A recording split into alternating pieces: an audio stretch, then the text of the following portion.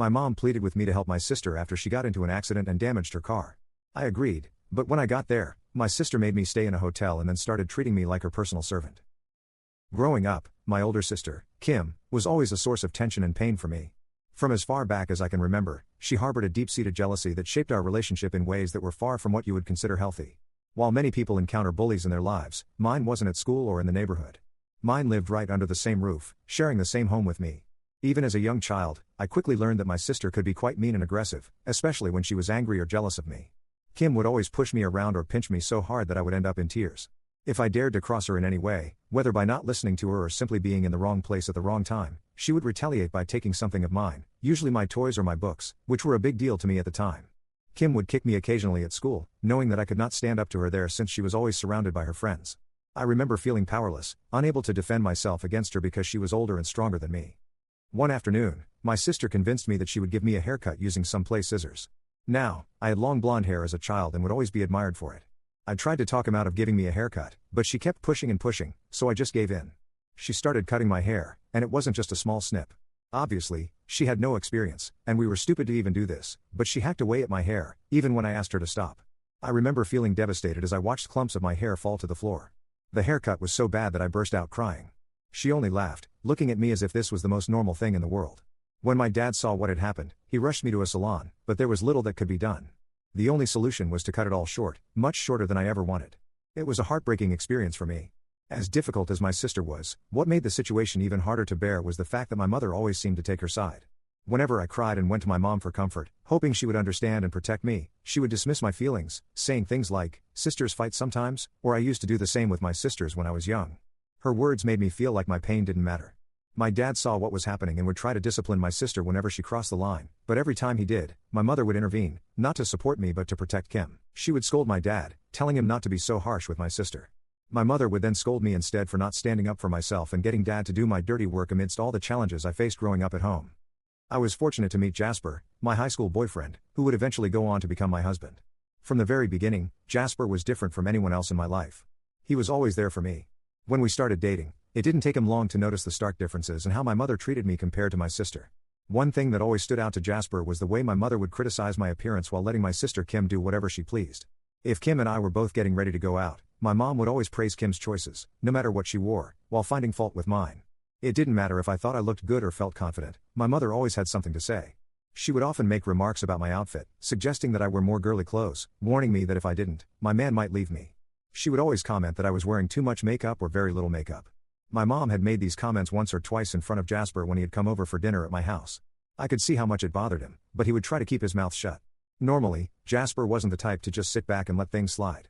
Hence, the third time he had come over to our place and my mother again started with me about my clothes and makeup, Jasper immediately stepped in to support me. He calmly but firmly told my mother that he liked the way I dressed and that he saw no issues with it. His defense of me caught my mother off guard. She laughed awkwardly, trying to brush off her comments as if they were just jokes, but we all knew better. As much as things were difficult between me and my sister, we had somehow managed to keep our relationship on relatively stable ground, despite the weekly fights and underlying tension. But everything took a turn for the worse the day she brought her boyfriend, Derek, home for the first time. The moment Derek laid eyes on me, he blurted out, "Wow, Kim, I had no idea your younger sister is so hot."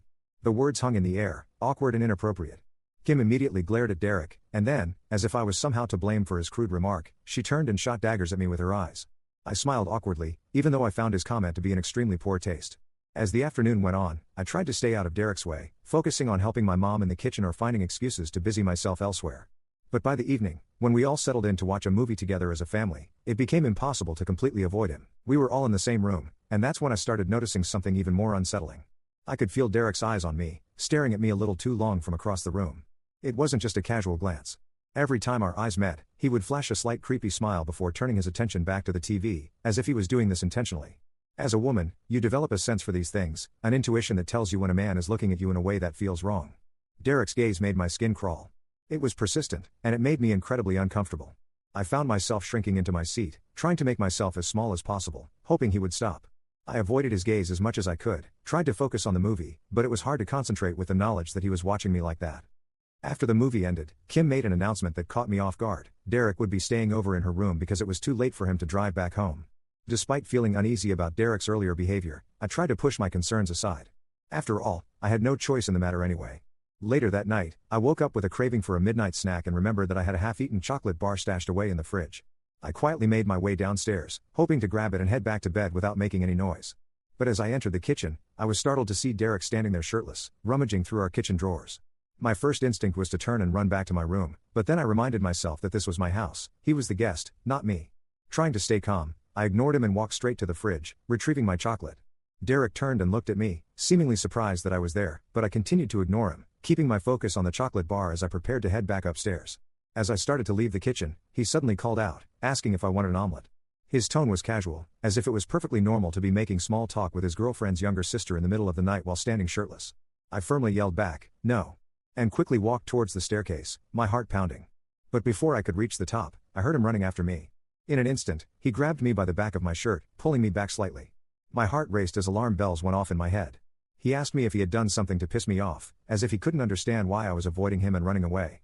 Panic surged through me, and I yelled at him to stop chasing me and to leave me alone. I yanked myself free and bolted up the stairs, slamming my bedroom door behind me, my heart racing with a mix of fear and anger. The next morning, I knew I had to tell my parents what had happened.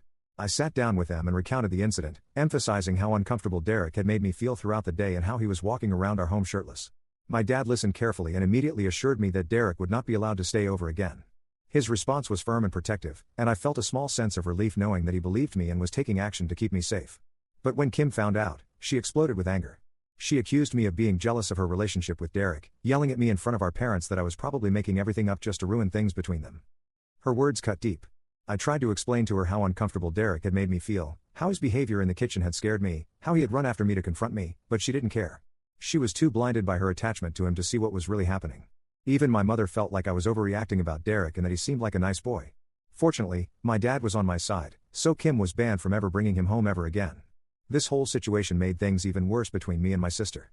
I couldn't understand how my own sister could choose to believe her boyfriend over me, especially when I had nothing to gain by making up such a story. It was as if in her eyes I was the mean one, trying to sabotage her happiness. After the whole ordeal with Derek, my sister made it her mission to keep her personal life as far away from me as possible. Whenever she was dating someone new and planned to bring him home for lunch or dinner, she would ask me to stay over at my best friend's place for the night or find some other excuse to be out of the house so her boyfriends would not have to meet me. While I didn't mind getting out of the way most of the time, it was definitely inconvenient, especially when I had other plans or just wanted to relax at home. Fortunately, after I moved out to attend college, I didn't have to deal with this strange and uncomfortable arrangement anymore. I was admitted to one of the best universities in the country on a scholarship, and my parents were incredibly proud of me. I remember the day they visited my campus for the first time. They were absolutely blown away. My mother, who was never one to freely give compliments, actually praised me for my hard work. Though her words were begrudging and felt somewhat forced, they meant a lot to me because they were so rare. My father, of course, was beaming with pride. He had always been supportive of my academic suits, and seeing me get into such a prestigious institution was a validation of the faith he had always placed in me over the years. But while my parents celebrated my achievement, my sister never congratulated me on getting into college. It was clear to me that my success didn't sit well with her. Unlike me, my sister had taken a gap year after high school, and that gap year eventually turned into a permanent break from college. She never went back to school and instead took up a job at my dad's golf club as a card attendant. What had started as a part-time gig to earn some extra money had turned into her full-time job. She told everyone how much she enjoyed the work, especially because it came with great tips, and for her, that seemed to be enough. While I was focused on my studies and planning for a future that I hoped would be fulfilling and meaningful, she seemed content with where she was, even if it meant staying in a job that didn't offer much in the way of long-term prospects. Over the years, the more I excelled in my studies and moved forward with my life, the more it seemed to bother my sister. Rather than being happy for me, my success seemed to fuel my sister's resentment even more. Every time I came home during my college breaks, it was as if she made it her mission to bring me down a notch. She would find subtle ways to show her displeasure, often wrapped in backhanded comments that left me feeling uneasy. For instance, she would point out how thin my hair was getting, which was true to some extent because of the stress I was under, but instead of showing concern, she'd suggest that I was probably failing in college and that I should stop trying to be someone I'm not, implying that I was pushing myself too hard and needed to learn to take it easy. Whenever I achieved something academically and my parents expressed their pride, she would immediately dismiss it, claiming that the courses I was taking must have been easy. It was her way of minimizing my accomplishments. Despite the sting of her words, I did my best to ignore her comments. I didn't want to waste my energy trying to convince her of my academic abilities. After I graduated from college, Jasper and I took the next step in our relationship and moved in together while continuing to work at our respective jobs. Living with Jasper was a revelation for me. It was the first time I felt completely at ease in my own home. There was no tension, no walking on eggshells, just the comfort of being with someone who loved and accepted me for who I was. Eventually, Jasper and I got married, and we now live in a much bigger place. Over the years, it's just been the two of us, and we're completely content with our lives. We don't have children, but that's something we've both agreed on and are happy with. Instead, we've focused on building our lives together, saving money, traveling to multiple countries, and indulging in the expensive hobbies we both enjoy. In stark contrast, my sister Kim continues to live with our parents even today. At one point, she did move out with a boyfriend, but that relationship ended in tragedy when he physically abused her and kicked her out. With no savings and nowhere else to go, she had to move back home again. It was a heartbreaking situation, and I did feel bad for her. However, my sister never learned from her mistake and has continued to date trashy guys even after that. This is why, over the years, my mother has grown increasingly frustrated with my sister's behavior. Their relationship, which used to be so close and easygoing, has become strained and rocky. Since I lived in another city, I seldom went back home, so Kim and I had drifted even more apart over time to the point where we barely exchanged any calls or texts. One night, I was jolted awake by a phone call from my mother. It was the middle of the night, and her voice trembled as she informed me that my sister had been in a serious car accident. The shock of the news hit me like a wave. I stayed up for hours, anxiously waiting for updates from my parents. They called me regularly to keep me informed about my sister's condition, which was critical. As much as our relationship had soured over the years, she was still my older sister, and the idea of her being seriously hurt was terrifying. I wanted to fly back home immediately to be there for her and my parents, but my dad, knowing how demanding my job was, assured me that they would take care of everything. He told me that my sister would be okay and that there was no need for me to disrupt my work. Despite his reassurances, I couldn't shake the feeling of guilt and helplessness that gnawed at me. I wanted to be there to help in some way. My sister ended up staying in the hospital for a month due to the severity of her injuries.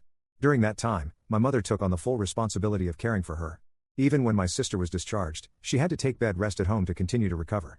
Hence, I decided to have a conversation with my parents about hiring a full-time nanny to help take care of my sister.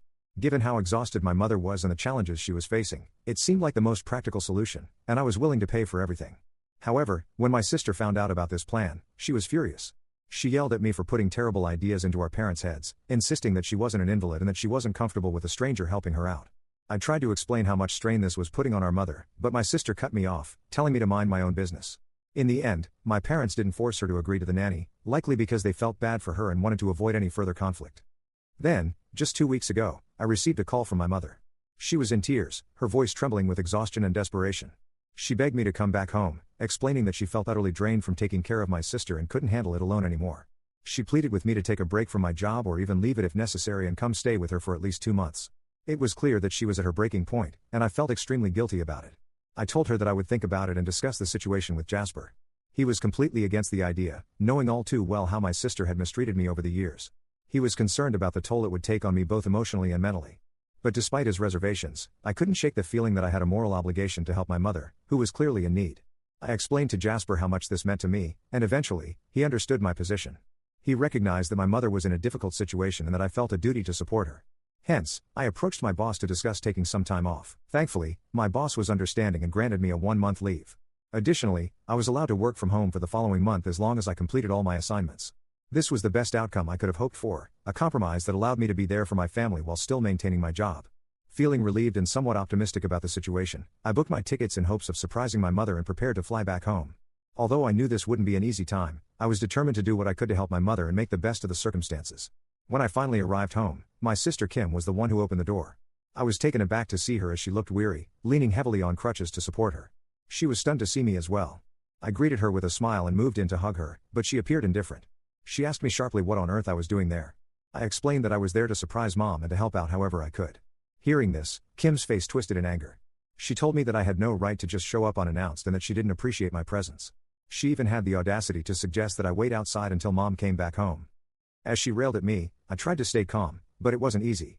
I reminded her that this wasn't her decision to make and it was actually Mom who had asked me to come home to help her out since she was exhausted. I pushed past her into the house with my luggage, telling her that she could ask Mom if she didn't believe me. Kim turned and with a loud slam retreated into her room, leaving me standing in the hallway feeling both frustrated and disheartened. Later, when Mom returned from the store, she was genuinely happy to see me. She rushed to give me a warm hug, the kind of hug that made all the stress of the journey and the tension with Kim seem momentarily worth it. We made small talk and started unpacking the groceries together, but then Kim emerged from her room, still seething, and confronted Mom, demanding to know if it was true that she had invited me back to help take care of her. When Mom confirmed it, a heated argument erupted between the both of them. Kim accused Mom of betraying her and of embarrassing her by inviting me to help her out, especially when she knew how much she disliked me. Mom, trying to stay calm, asked Kim what the real issue was, why my presence was such a big deal and that she should get over our past. That's when Kim broke down, tears streaming down her face. She cried out, saying that all her life she was always looked down on because of my accomplishments and that she didn't want me anywhere near her at such a vulnerable time. She confessed that she was still reeling from the accident, still struggling with her recovery, and having me there every moment only amplified her insecurities and frustrations over her own life. Kim went on to say that if we truly cared about her well-being, I would leave and stay in a hotel instead of in the house with them. It was heartbreaking to realize that despite everything, despite all the years that had passed, the old wounds between us had never really healed. My mom and I tried to talk her out of it and told her how ridiculous she sounded, but she insisted that she didn't want me living with them. In the end, I reluctantly agreed to Kim's demand and left to stay at a nearby hotel. My dad was absolutely furious with Kim for treating me this way, but I reassured him that I would be fine. I knew how much Kim was struggling, and I wanted her to feel comfortable while she recovered, even if it meant I had to sacrifice my own comfort. I convinced myself that maybe, just maybe, by doing this for her, she would try to mend our broken relationship. Over the next few days, I came over and spent a few hours at my parents' house, helping out my mom wherever I could. Kim avoided me as much as she could and refused to talk to me. Every morning before coming over, I would text her if she wanted me to buy her breakfast, hoping that this was a way to reconnect. Unfortunately, Kim saw this as an opportunity to take advantage of me. She began treating me like an on-call maid, constantly ordering me to bring her food or fetch things for her just because she knew that she didn't have to pay for anything. At first, I tried not to complain, but gradually Kim's demands grew more unreasonable and her attitude became more hostile. She would bark orders at me and snap if I didn't get something exactly right. It felt like I couldn't do anything to please her, no matter how hard I tried. The breaking point came when I brought her a coffee from her favorite coffee place, and she exploded in anger because it didn't have any foam. Without warning, she hurled the cold coffee at me and yelled at me for being worthless. I was so pissed at her behavior that I finally snapped. I told her she was acting like a child and that I was done being her servant. I told her that she should be grateful that I was even there to help out since mom was clearly getting sick of her. I was so angry that I spat out that maybe she deserved the pain she was going through, that it was karma for how she had treated others, including me, all these years. As soon as the words left my mouth, I knew I had crossed a line, but I was just too angry to care at that moment. I stormed out of her room, leaving her in stunned silence. I knew my words were harsh and they weren't truly how I felt, but the damage was done. Since that confrontation, Kim has been calling our cousins and other relatives, painting me as the villain in this situation. She's been telling everyone how I'm a spoiled brat, how I lashed out at her when she was at her most vulnerable, and how this is exactly why she didn't want me around in the first place. Now I'm torn. On one hand, I feel terrible for what I said. I know it wasn't right, and I hate that I let my anger get the best of me. On the other hand, I'm exhausted from constantly being treated like the bad guy, especially when all I wanted to do was help. I'd like to clarify that I have reached out and apologized to my sister already for what I said to her. My parents understand that I said this only out of frustration. Also, a lot of people have pointed out that my sister might be suffering from depression, and I think this might be true based on her behavior.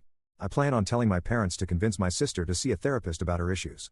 I spoke with my husband about the situation, and he strongly urged me to return home immediately, expressing his frustration over how my sister has been treating me.